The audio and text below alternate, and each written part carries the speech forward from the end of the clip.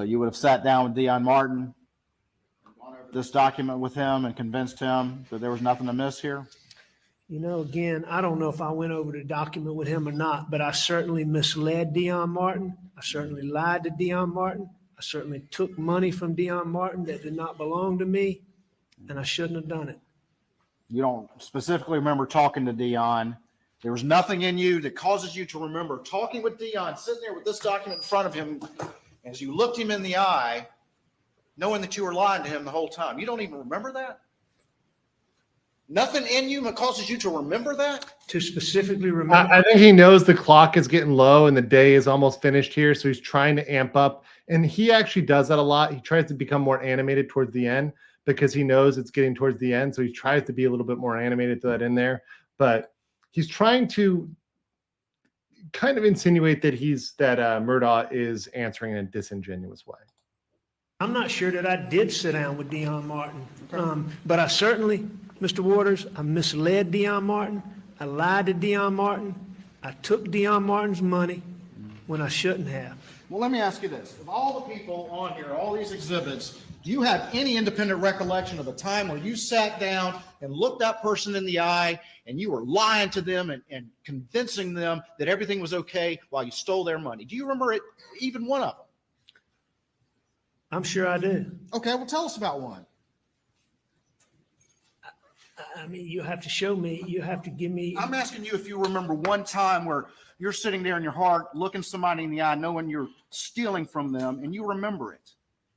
I remember stealing from people. I remember lying to people, and I remember misleading people. For me to tell you that I sat down with each one of these people.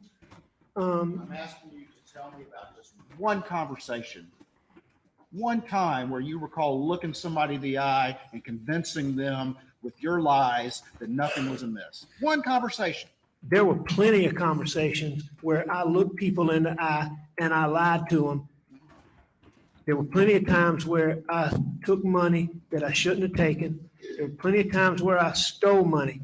For me to sit and tell you a specific time that I sat down with a specific document and what exactly was said, if you ask me questions, but I can't remember sitting down with Dion on a. They certainly remember it, don't they, Mr. Murdaugh? I don't know if they do or not, but I would assume so.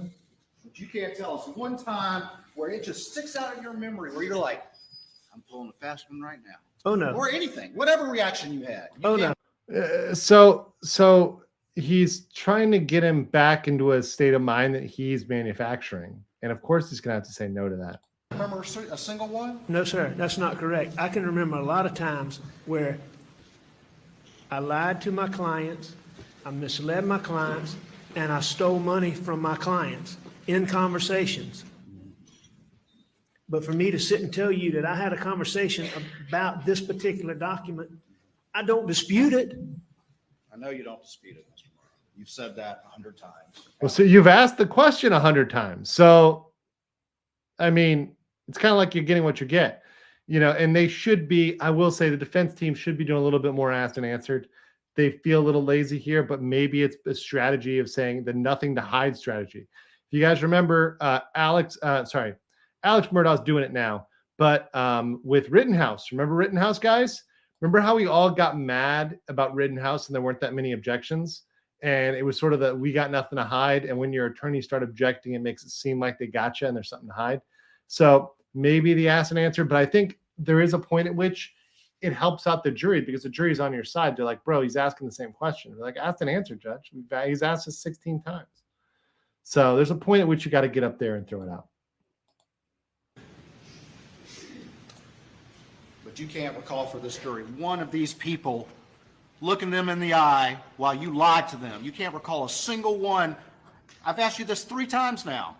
Oh, I promise you. Your Honor, asked and answered 3 times. Did he say it? Did he say, hold on. Did he say asked and answered to his own question? Let's rewind that. Sorry, but I got to hear that again real quick. So I think he just said asked and answered.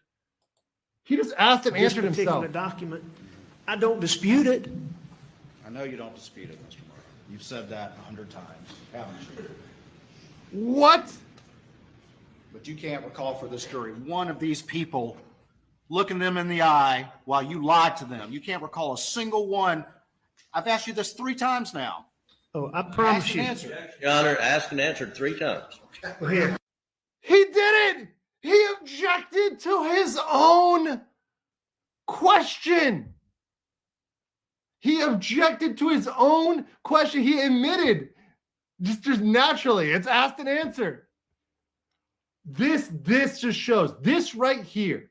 These moments like this in this trial show how this trial, the Murdaugh trial, is an absolute joke. It is an aberration of justice. It is an injustice. It is a sham of due process. This judge is a disgrace, is disgusting for allowing this to proceed in front of him. He's seeing it happening and he's not intervening. That is his job. When you are in charge at a workplace, the manager can't say, oh, well, it wasn't me. That's your job. Manage it. The fact that we have allowed for judges like this to slip through the cracks is embarrassing. Frankly, it's embarrassing. And South Carolina should be embarrassed of this trial.